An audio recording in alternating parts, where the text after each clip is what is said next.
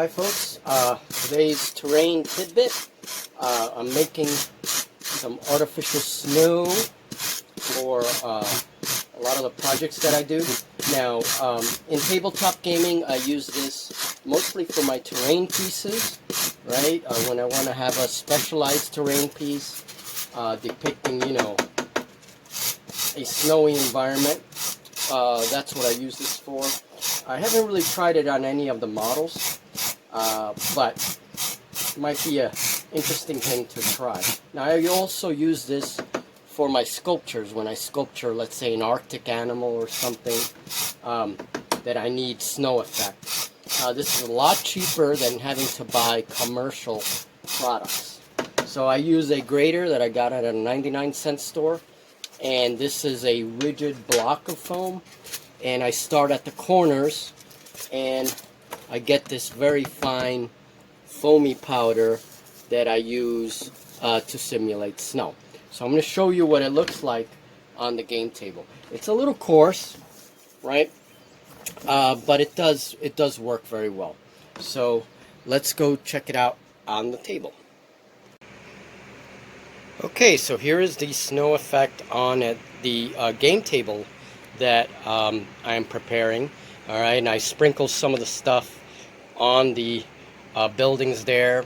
Later I just blow it off and into my container and just store it for future use. So there's some of the terrain, some of the sci-fi terrain, and of course I have some of the models there. You can see the snow on the tank, right? Again, it's a little coarse, but hey, it works well. I like it, and it gives more texture to the board, a little bit more of that, snowy feel. And there's a building I'm working on. Haven't finished that yet. But here is my snow table for sci-fi gaming, and it's in some kind of snowy planet. We have some crystals growing there, and I'm going to add another explosion crater there, and then fill it up with the snow.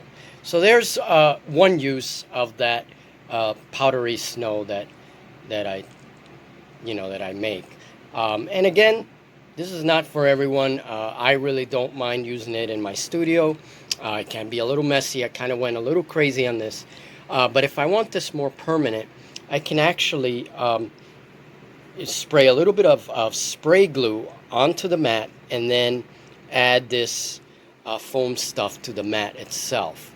But it works very well just kind of sprinkling it on, right? So that's it. I do use this stuff in many of my projects and scenery, so it definitely beats spending a lot of money for snow terrain, commercial snow terrain. So folks, thank you very much, and that was your little tidbit for the day. Okay folks, and another tidbit, if you want the snow powder to be a little bit finer, you just take the stuff that you just grated and you kind of pass it over the grater again carefully. Don't cut yourself, but you kind of do that, and it makes the powder a little bit finer. And this is for hardcore crafters.